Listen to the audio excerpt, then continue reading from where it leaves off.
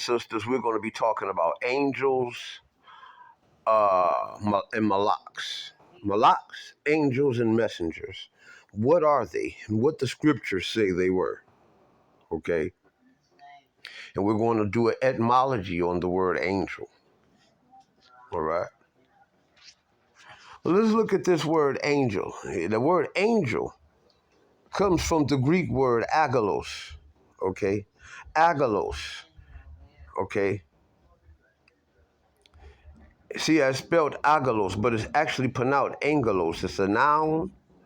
It's transliteration. It is Aggelos, but the phonetic spelling, meaning that how it sound, is angelos. Angelos. Many men, some of my best friends and some of my favorite cousins had that name, Angelos. Angelos. Okay. This is the word from which they translate the word angel. The definition is a messenger, angel, a messenger, generally a supernatural messenger from God, an angel, conveying news or behest from God to men. Okay? In the Help Word Studies, 32, angelos, properly a messenger or delegate, either human, in Matthews 11 and 10, Luke 7:24, Luke 9:52, Galatians 4:14, and James 2 and 25. They're either human or heavenly, a celestial angel in parentheses, or heavenly. They're either human or heavenly. Someone sent by God to proclaim his message. So we see here that it can mean a messenger or a delegate, either human or heavenly, meaning a celestial angel. Okay, so we have here in that definition 1 point for human, 1 point for heavenly. And then it also says someone sent by God to proclaim his message. That's a human. Someone is a human being. So that's 2 points for human and 1 for celestial.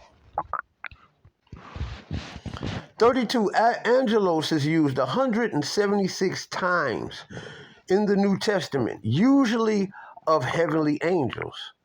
But mostly the context determines whether a human or celestial messenger is intended. For example, angelos in Revelations 1 and 20 can refer to heavenly angels or key leaders, perhaps pastors of the 7 churches. I'll touch on that a little later, where it talks about how that could mean the key leaders or the pastors of the 7 churches, because the root word angelos, the root word actually goes back to actually mean a pastor, okay, a human being. So we go down to 32 where it said angelos can refer to a human messenger. Recorded right there as in John the Baptist, okay? Matthew 10, 11 and 10, quoting Malachi 3 and 1. Also, Luke 7 and 24 and 9 and 52, and we're going to examine these scriptures. Angelos, plural, angeloi, refers to heavenly angels over 150 times in the New Testament. Spiritual beings created by God to serve in his plan. In Revelations 2, 3, angel seems to refer to heavenly angels that serve God in conjunction with these 7 local churches. In Revelations 2 and 1, probably the angels of the churches, meaning the pastors of the churches. Really angels and not pastors. Wow. So they're saying that this is not referring to the pastors, but they're referring to the angels of the church in that particular text. So usually when you hear in the New Testament the angels of the church, you're talking about the pastors of the church.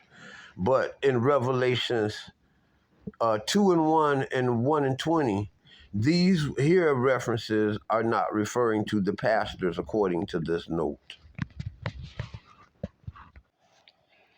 Now we're looking up the etymology and showing you the history and how the word angel evolved through the years in its different meanings. And which is the reason why the word angel mean one thing today and something totally different than it was in the time the scriptures was written.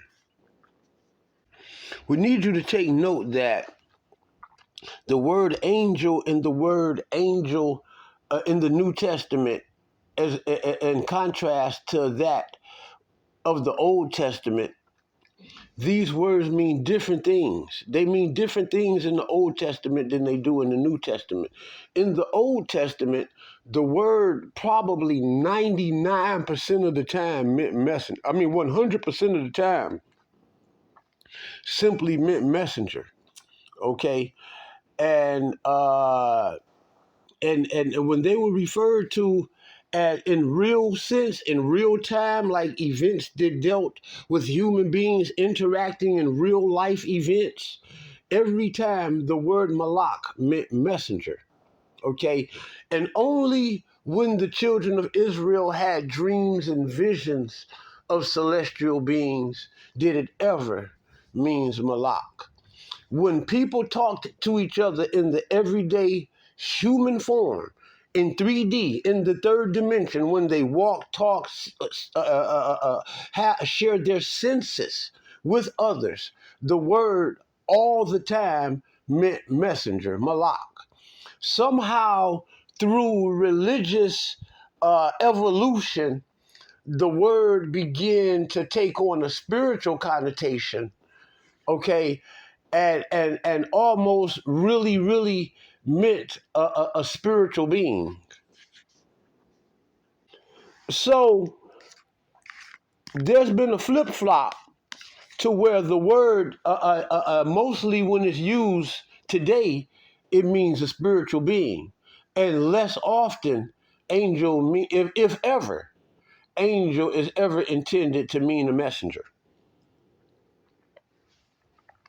That's something different than the days of the old. In the days of the old, when the scriptures was meant and recorded and even acted out, the word malak almost all the time meant messenger and almost never meant a spiritual being. Very little, a very small a fraction of the time did the word malak was ever translated or thought to mean a spiritual being. Out of 100% of the time, I would say less than 20% of the time that the word was ever intended to mean a spiritual being.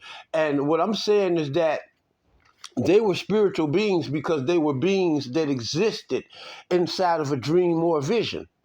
They were not angels that occurred in real life.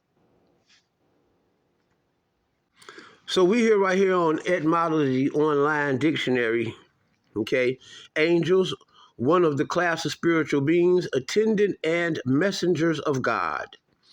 AC 1300, that's around the time of 1300 AD.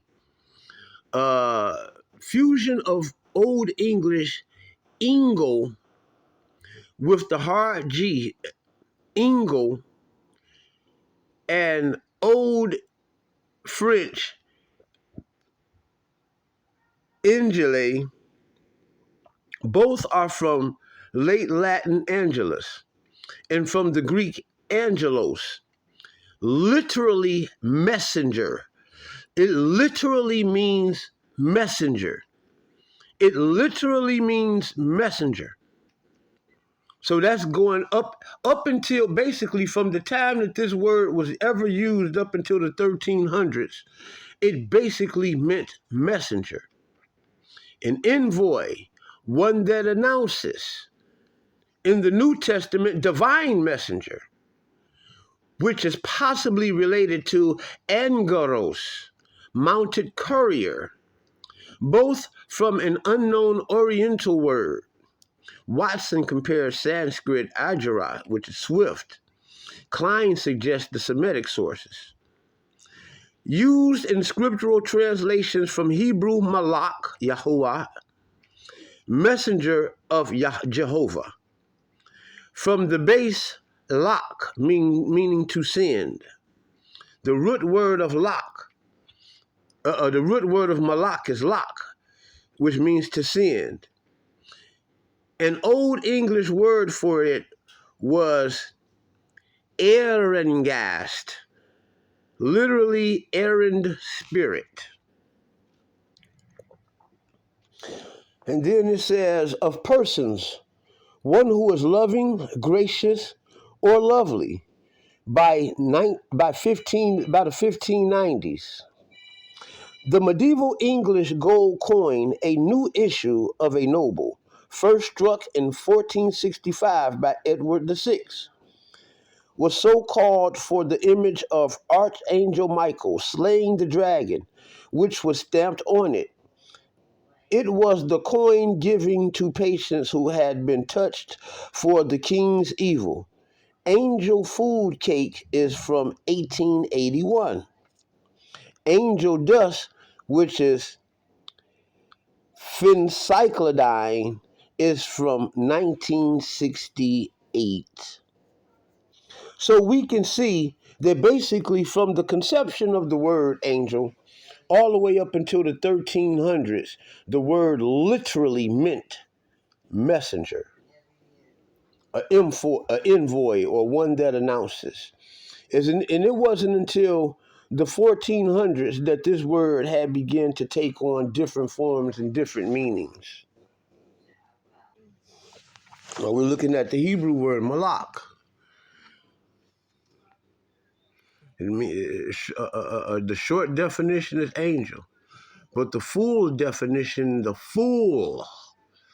wholesome definition is a messenger, which could be ambassadors, whether they are from kings or rich dominant alpha males or aleph males, uh, ambassadors, messengers, angels, envoys.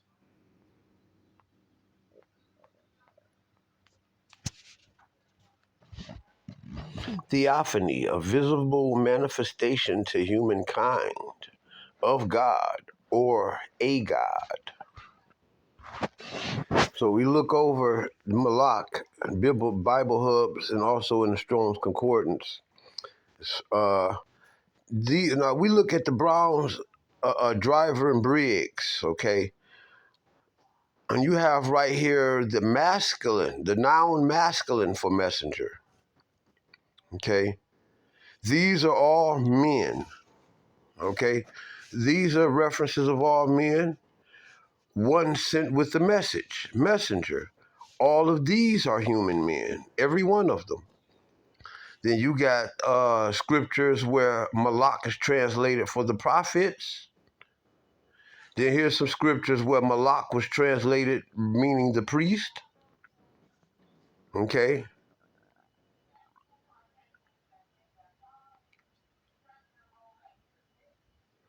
Then you got the messenger from God, just a messenger.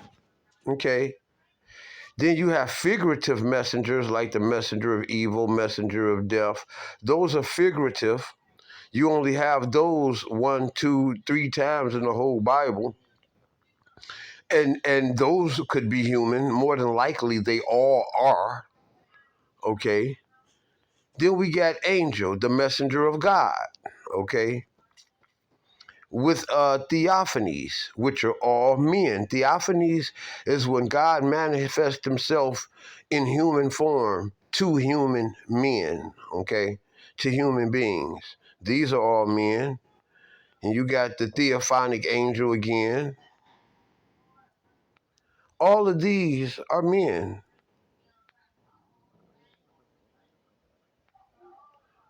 Okay? Ambassador from the Strong's Exhaustive Concordance.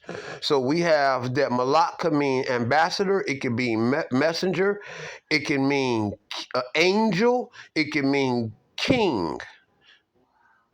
And all of these words, every one of these words can apply to human being.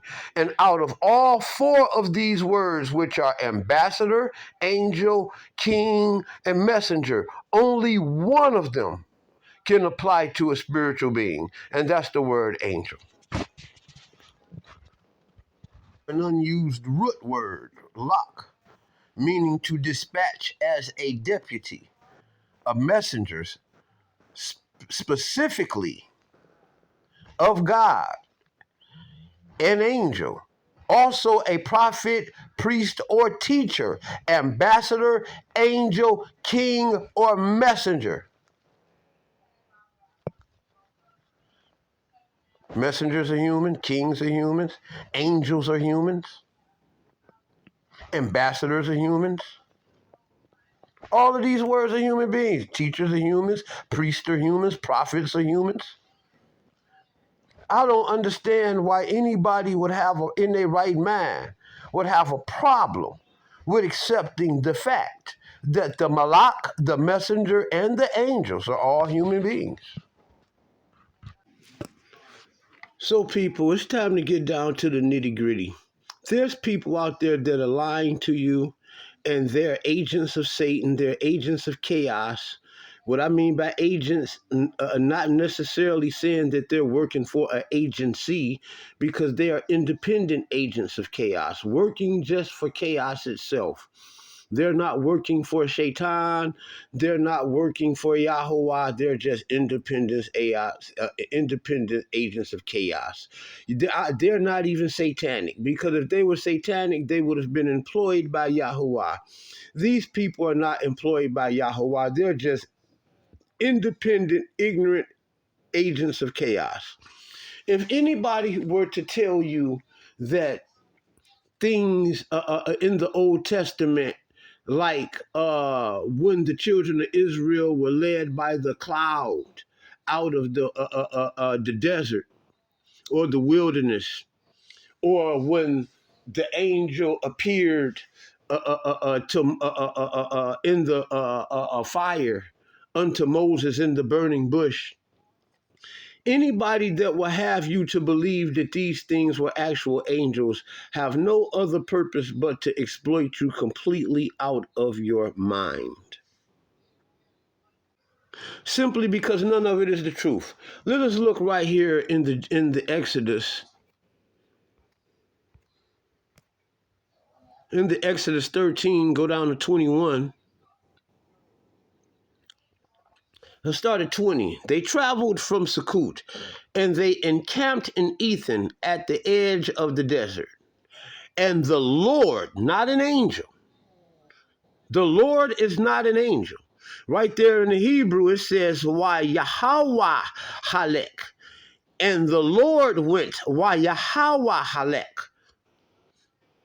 Not an angel. It did not say, Why Malak Halek. It says, Why Yahweh Malek. And the Lord went before them by day in a pillar of cloud to cause it to lead them on the way, and at night in the pillar of fire to give them light. And they thus could travel day and night. We see that this is not an angel in the cloud. So anybody trying to make it like the angels is controlling and moving the clouds, only God, Yahweh, moves the clouds. And that is Yahweh in the cloud that went in the clouds. He said he said Yahweh went before them in the pillar of cloud. It was Yahweh in those clouds, moving the children of Israel, not Hamalak, not the messengers, and not the angels. That is a lie, and anybody that is teaching that is full of shaitan and evil, and they're very poorly educated in the scriptures, in the word of God. I smoked this over with me. Genesis, well, no, I'll go to the Genesis later. Let's stick right here. Right here with the Exodus 3. Exodus 3. We're talking about Moses at the burning bush. This word here is wa Moshe, which is, and Moses Yahya, or Haya. Moses was, that's Haya, was ro'eh, tending. Ro'eh is tending, and Haya is was. It's past tense, which is actually he was. So that's Moses, he was tending the flock of Jethro, his son-in-law, the priest of Midian, and he led the flock behind the desert and came to the mountain of God, Horeb, and appeared the angel of Yahweh. Now, as we see right here in the Hebrew, we have Wayira, which is, and he saw, okay? And he saw, because yeah is he, not wara, like and appear. See, that's improper. That's Wayara, and he saw. Okay, Malak. That's not the Malak, because the Malak would be Wayara Hamalak Yahweh. See, this is an improper translation. Okay, if this was to read and appear the angel Yahweh of Yahweh, that would read Wayihara Hamalak Yahweh. There is no ha in front of the malak. So that really should, that's an improper translation. The proper translation for Yara, Wayira Malak Yahweh is, and he saw messenger Yahweh. And he saw messenger Yahweh. Okay? And appeared messenger Yahweh to him. And he saw messenger Yahweh to him. And it appeared, because Ra is to appear or to see. And he saw messenger Yahweh to him, meaning that Yahweh appeared to him. The messenger, not the messenger of Yahweh, because that would have been Hamalak. Okay? That is Malak Yahweh, which is messenger Yahweh, which means Moses saw the Lord. Wasn't nothing there? Wasn't nothing else there? No angels, no, because all of the angels, he would describe the angels, what they look like, what they were doing. You know what I'm saying? And have them in action. You see what I'm saying? Their names, the angel Gabriel, right? The angel Michael, right? Like Malak Gabriel. This is Malak Yahweh. The messenger was Yahweh himself. So, and appeared Malak Yahweh to him in a flame of fire from the midst of a bush. So he looked and beheld the bush was burning with fire, but the bush was not consumed. The bush was not akal. The bush was not ate up by the fire. Because the word akal means to eat up, to consume, okay? Wayilmar, and he said, Moses said, I will turn aside now and see at the sight. That's at in Hebrew. He will see the sight, the great sight. Great, this is why not great, this great sight, why not, why is not burning? He wanted to see why the bush was not burning.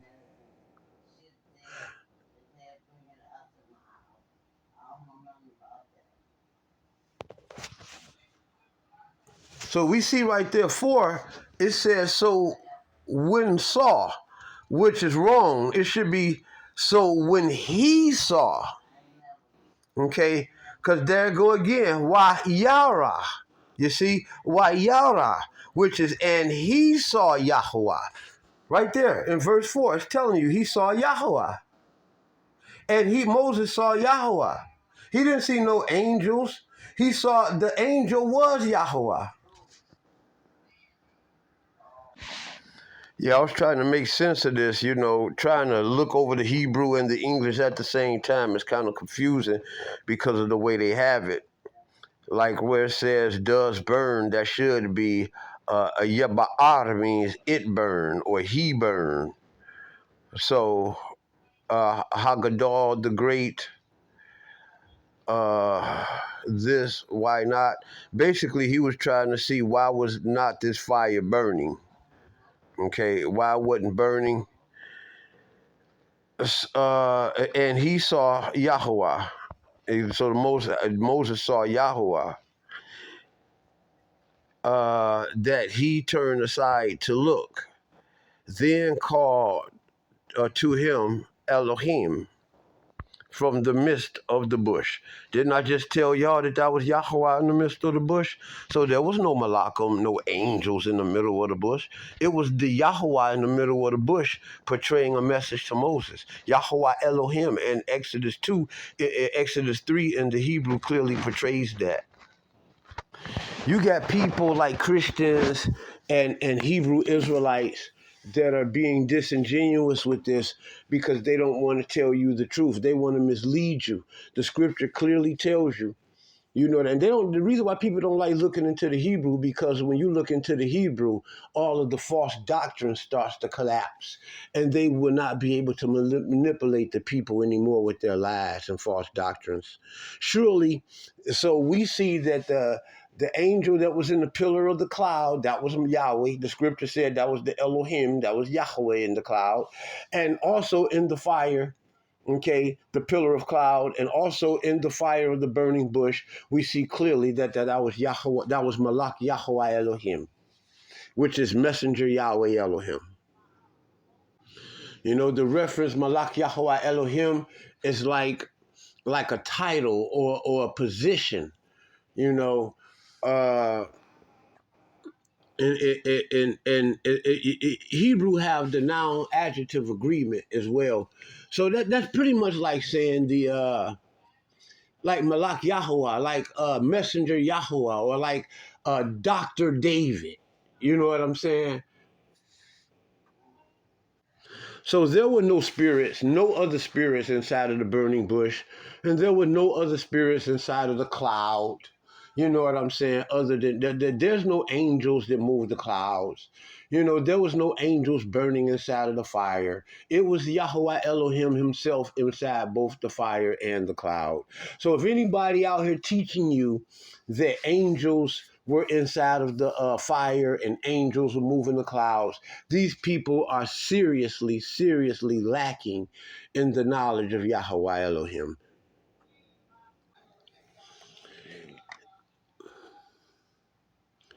Now the Lord appeared, Wayichra, there it is, Wayichra, and the Lord, Eliel, appeared to him, Yahweh. Wayira Eliu Yahweh. Wayira Eliu Yahweh. Wayira Eliu Yahweh. And he appeared to him, Yahweh, and the Lord appeared to him.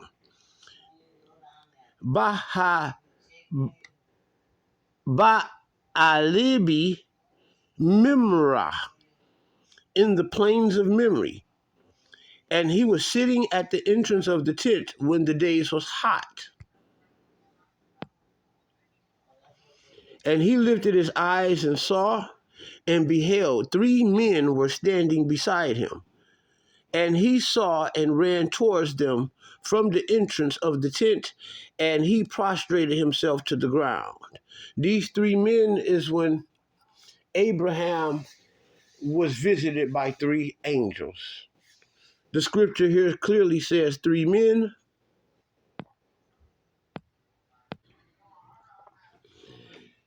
And he lifted his eyes and saw and beheld 3 men were standing beside him. And he saw and ran towards them from the entrance of the tent. And he prostrated himself to the ground. And he said, "My lords, if only I have found favor in your eyes, please do not pass on from beside your servant." This scripture is called a theophany. A theophany. These are one of the theophanies that I was telling you about earlier, when God manifested himself into man. And we can see this in verse 2, where it's talked about how Abraham lifted up his eyes and beheld 3 men were standing beside him. If we go down to verse 3, we see how Abraham prostrated himself down to the ground, and he said to them, "My lords." You can see clearly that this is a theophany, because Abraham referred to them as "my lords. If only I have found favor in your eyes. Please do not pass on from beside me, your servant. Please let me a little water be taken, and bathe your feet, and recline under the tree. And I will take a morsel of bread and and I will take a morsel of bread and sustain your hearts. Afterwards ye shall pass on, because ye have passed by your servant, and said, so shall ye do as I have spoken. And Abraham hastened to the tent of Sarah, and he said, hasten 3 a seah of meal and fine flour. He knead and make cakes. And to the cattle did Abraham run, and he took a calf, tender and good, and he gave it to the youth, and he hastened to prepare it. And he took the cream and milk and the calf that he had prepared, and he placed them before them, and he was standing over them under the tree, and they ate. Who ate? The 3 men. The 3 men who he referred to as my lords.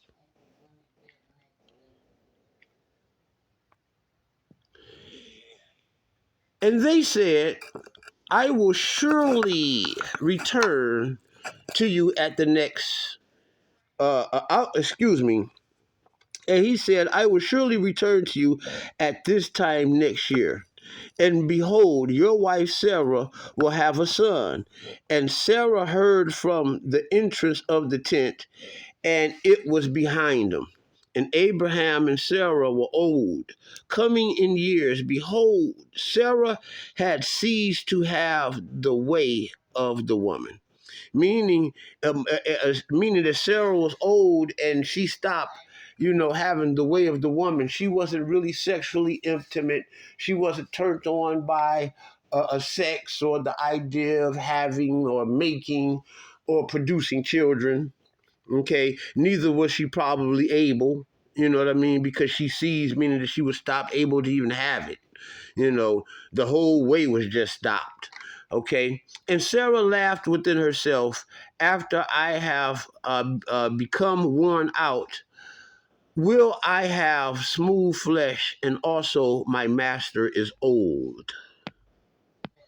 Abraham and Sarah were old, coming on in years. Sarah had ceased to have the way of the woman, and Sarah laughed within herself, saying, after I have become worn out, will I have smooth flesh, and also my master is old. Basically, she's saying, she basically saying her cat is closed. How she gonna have a baby?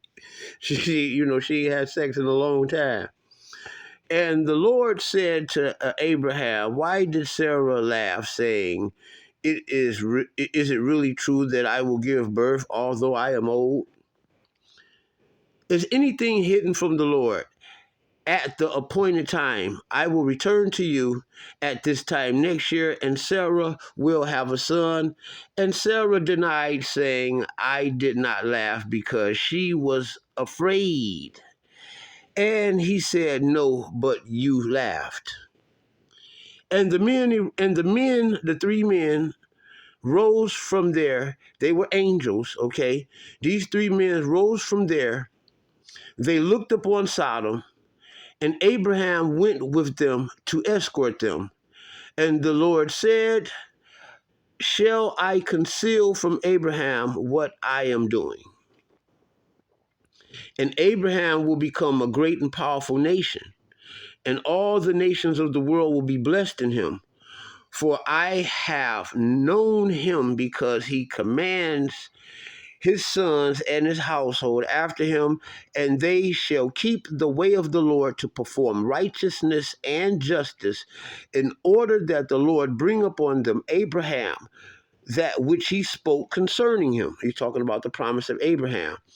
And the Lord said, since the cry of Sodom and Gomorrah has become great, and since their sins has become very grave, I will descend now and see whether according to her cry, which has come to me, they have done. I will wreak destruction upon them. I will wreak destruction upon them.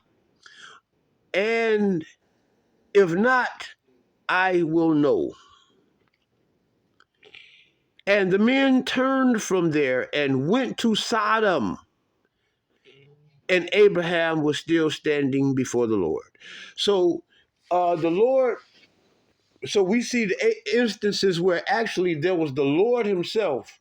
Then there were the messengers, the angels, the three men, and then you had Abraham. And these were the three men that in the next chapter, in chapter 19, that made their way on over to Sodom and Gomorrah. Okay, these were the three angels. They were men. Okay. As we can see, these three men then made their way over to Sodom in verse 19, in chapter 19. And it says, and the two men came to Sodom in the evening.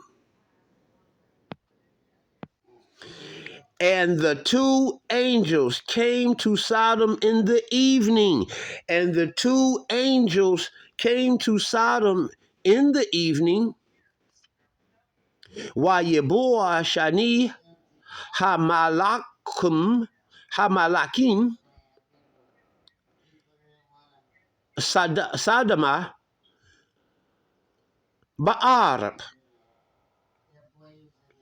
And the two angels came to Sodom in the evening, the two angels.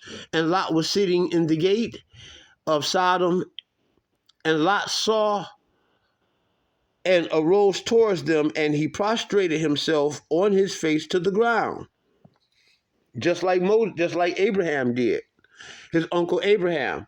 And he said, behold now, my lords, please turn to your servant's house and stay overnight and wash your feet. He called now these angels, just like his uncle Abraham did. He saw him, he prostrated, they bowed to the feet, and they referred to them as my lords.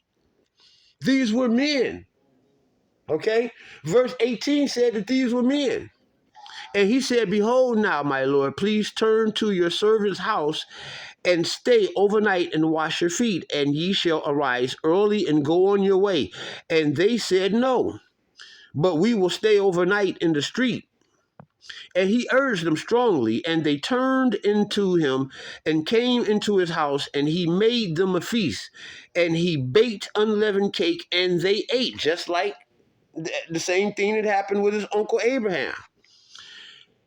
When they had not yet retired, and the people of the city and the people of Sodom surrounded the house, both young and old, the entire populace from every end of the city. And they called to Lot and said, where are the men who came to you tonight?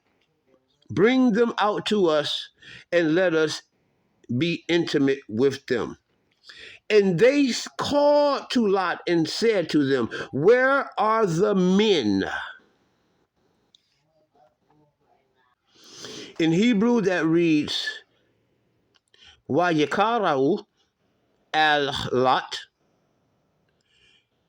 Waye amaru lo aiya. Ha-anashim. The word for men here is that word ha-anashim. It is a Hebrew word for the anish or enosh. Ha-anashim. Okay, they were talking about the men, and they called to Lot and said unto him, where are the men? Where are the anashim? Okay, that is why Yemala ayu ha-anashim. Where are the men? Okay, where are the men who came to you tonight? Bring them out to us and let us be intimate with them. And Lot came out to them to the entrance, and he shut the door behind them, and he said, brethren, do not do evil. Behold, now I have two daughters, excuse me, who were not intimate with a man. I will bring them out to you and do to them as you see fit. Only to these men, only to these men, only to these men do nothing, because they have come under the shadow of my roof. He's talking about the angels. These men, what men? He's talking about these angels right here in verse 1. Okay? Verse 9. But behold, they said, back away. And they said, this one come to sojourn, and he is judging now. We will deal even worse with you than with them. And they pressed hard upon the man, Lot, and they drew near to break the door. And the men stretched forth their hand, and they brought Lot to them to the house, and they shut the door. These men here were the angels, the Anashim. And the men who were at the entrance of the house, they struck with blindness. So the men, these were the men that pulled them into the house. You know what I'm saying? The angels, they pulled them into the house, and the men that were outside of the house, the angel, those men struck those other men with blindness.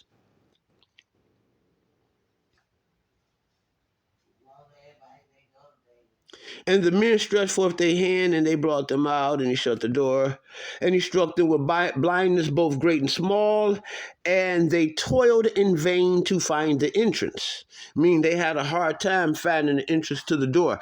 And the men said to Lot, the angels, the men, the angels, and the angels, the men said to Lot, whom else do you have here? A son-in-law, your sons and your daughters, and whomever you have in the city.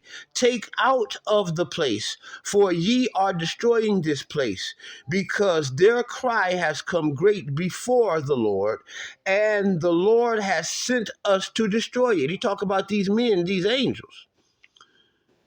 So Lot went forth and spoke to his son-in-law and the suitors of his daughters, and he said, arise, go forth from this place, for the Lord is destroying the city. But he seemed like a comedian in the eyes of his sons-in-law, these guys who had taken his daughters that were virgins and had did what they wanted to with them. Verse 15, as the dawn rose, the angels, the men, pressed Lot, saying, get up, take your wife and your two daughters who are here, lest you perish because of the iniquity of the city. But he tarried, and the men, the angels, took hold of his hand and his wife's hand and the hand of his two daughters out of the Lord's pity for them, and they took him out of the place. They took him out and placed him outside the city. And it came to pass when they took them outside that he said, flee for your life. Do not look behind you, and do not stand in the entire plain. Flee to the mountain, lest you perish. And Lot said to them, Please do not, O Lord. Behold now, your servant has found favor in your eyes, and you have increased your kindness, which you have done with me. Sustain my soul, but I cannot flee into the mountains, lest the evil overtake me and I die. Behold now, this city is near to thee. Flee there, and it is small. Let me please flee there. It is not small, and my soul will survive. And he said to him, behold, I have favored you also as regards this favor, that I will not overturn the city that you have mentioned. Hasten, flee there, for I will not be able to do anything until you arrive there. Therefore he named the city Zoar. The sun came out upon the earth, and Lot came to Zoar, and the Lord caused to rain down upon Sodom and Gomorrah brimstone and fire from the Lord from heaven. So we can see clearly that the angels, the Malaks, were men, okay? Because the scripture called them Malaks. And then you see later in this text, the Malak in this text were men.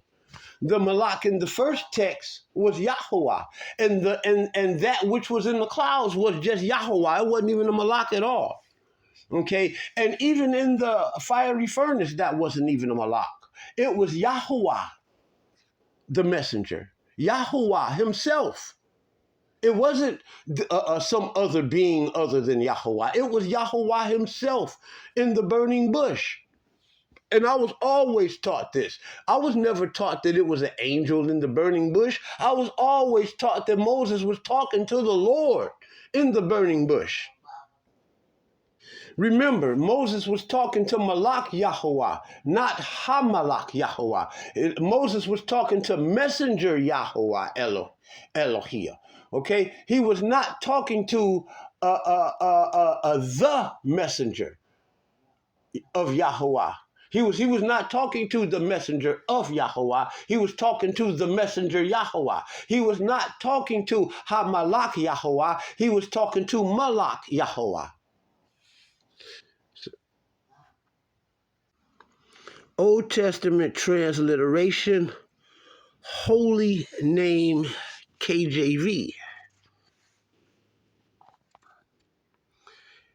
And when Yaqub saw them, and when Jacob saw them, he said this is Elohim's host. And he called the name of the place Makanaim. And Yaakov, which is Jacob, sent Malakim messengers before him.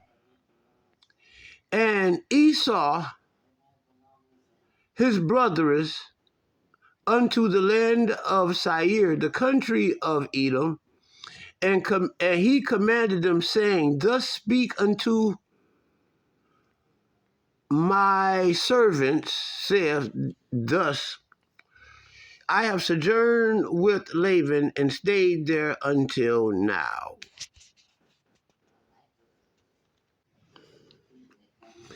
And I have oxen and asses and flock and men servant and women servant, and I have sent to tell my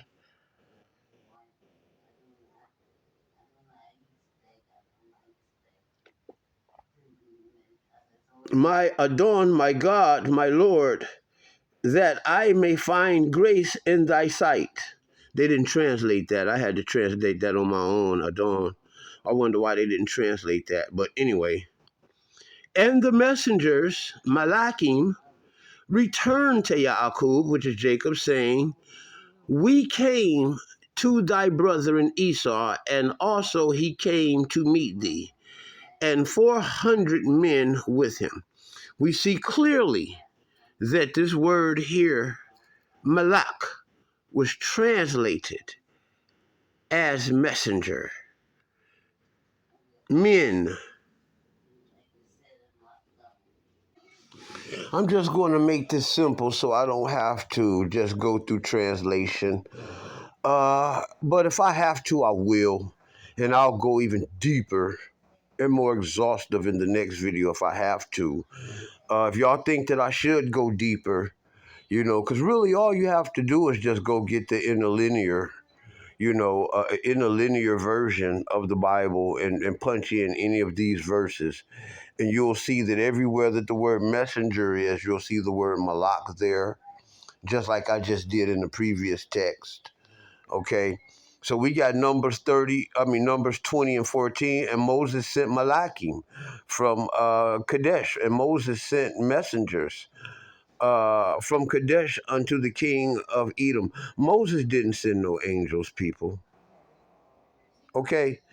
That would be foolish for anybody to say or think that. And it's sad that you have some translations that have angels in these texts. And it's ridiculous. And it changed the whole context and make it blurry, make it unreal. Numbers 21 and 21. And Israel sent messengers unto Silo, the king of the Amorites. Israel didn't send angels to the Silo, the king of the Amorites, people. And he sent messengers therefore, unto Balaam, the son of Beor and Pethar. Okay? I'm telling you, he did not send angels. He sent messengers, envoys, people. And Balaam said unto Balak, Speak I not also unto thy messengers, which thou sent unto me? Speak I not also to thy messengers, which thou sentest unto me? Speak I not also to thy messengers, which thou speakest unto me? Balak was not speaking to no angels that was sent to him. He was speaking to envoys, people, ambassadors. And I sent messengers out of the wilderness of Kedemoth unto Silo, the king of Heshbon, with words of peace, saying, people, these were envoys and messengers, human beings. All of these Malakims were men.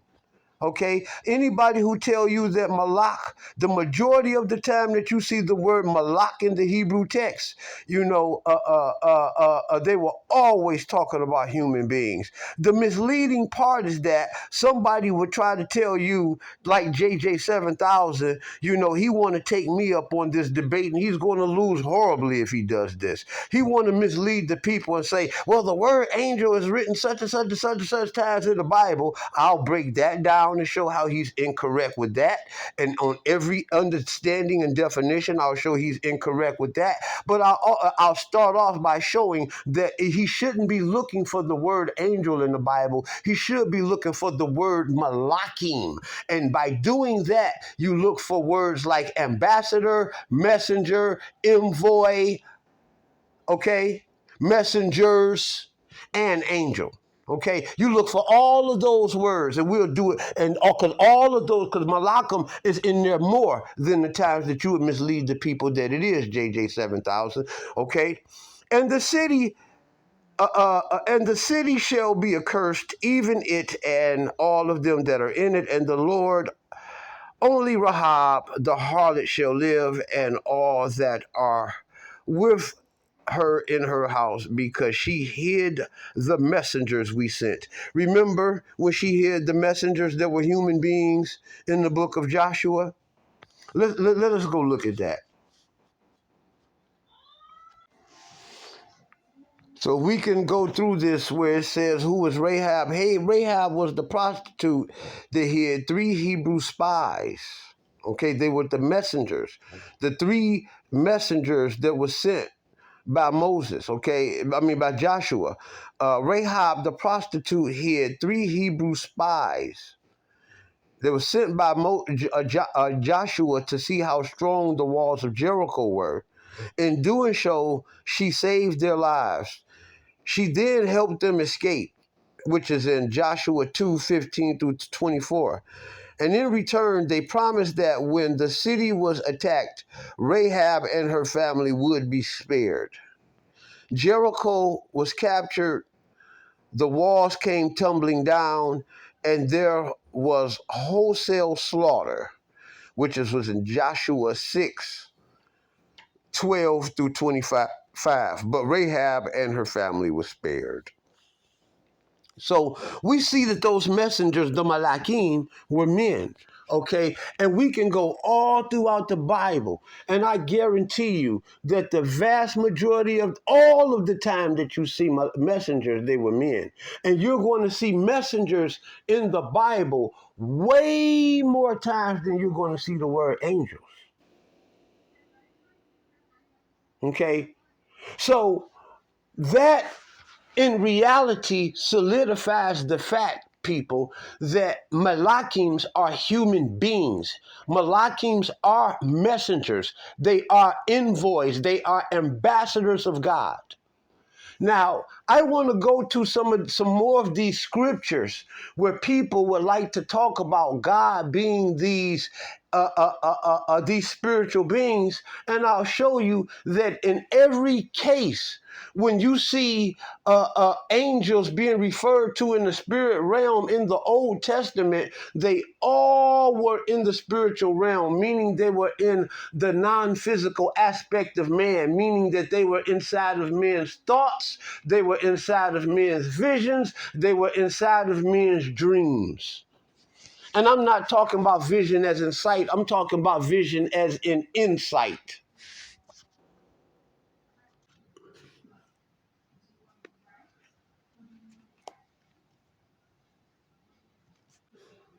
And the city shall be accursed, even it and all that are therein, to the Lord. Only Rahab the harlot shall live, and all that are with her in her house, in her beiti, in her family, because she hid the messengers, the Malakim, that we sent. And Joshua saved Rahab the harlot alive, and her father's household, and all that she had, and she dwelleth in Israel, even unto this day, because she hid the Malakim, which Joshua sent, the messengers which Joshua sent to spy out Jericho. Take a look at all of these verses, script peoples. Wow. And he sent Malakim. And he sent messengers throughout all Messina. And also he gathered after him. He sent Malakim throughout all Messina, who also was gathered after him. And he sent messengers to Asher and Zebulun and to Naphtali, and they came up to meet him. All of these talk about messengers. All of these were human messengers, ambassadors. In envoys, Judges 7:24, Judges 9:31, Judges 11:12, Judges 11:13.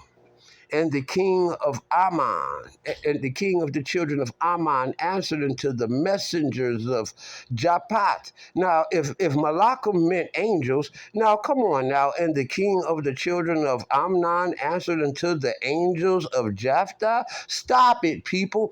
And the king of the children of Ammon answered unto the Malakim, the messengers of Japhtha.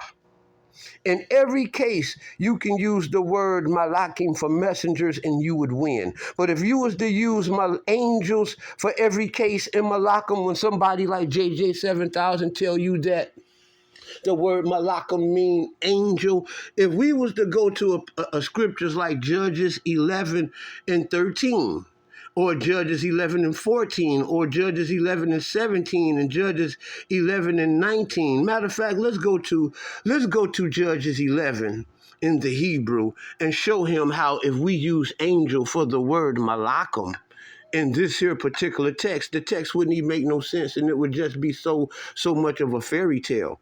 See, our text is mythological, which means that it is ancient and it's historic. It is historic and it's ancient. You know what I'm saying? That's what makes it historic, because it's ancient. It's an ancient ancient, historic, ancient story passed down from generation to generation. See, when you start believing into angels and all of those things, you're the one that believes in the myths and in the fairy tales. And I'm talking about myths in the negative sense of the word, in the pejorative sense, a definition of the term. And it is the reason why you get mad at me, because I'm exposing that your belief is not real. Me personally, I don't like to say that your belief is a fable, or I say your belief is just not real. But before I go to that, we're gonna go back to this Samuel, 1 Samuel 6:21, 1 Samuel 11:3, 1 Samuel 11:4.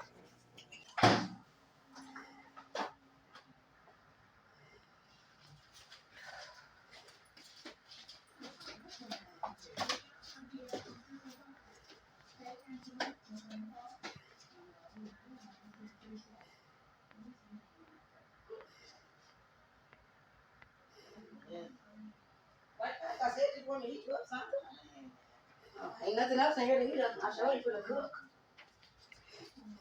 These are all just small instances of just us way more than this, where the word Malakim represented human beings, or Malak in the scriptures. So that'll be the end of this session. Like, share, subscribe. If you feel the need and would like to advance this ministry and this learning, and you thought it was good, you could donate to Yasha bin Yisrael at Cash App. That's capital Y, lowercase a, SHA, capital B, lowercase en, capital Y, lowercase ISHRAEL, Cash App, the cash sign in the front. That being it, like, share, subscribe, and leave some comments in the comment section.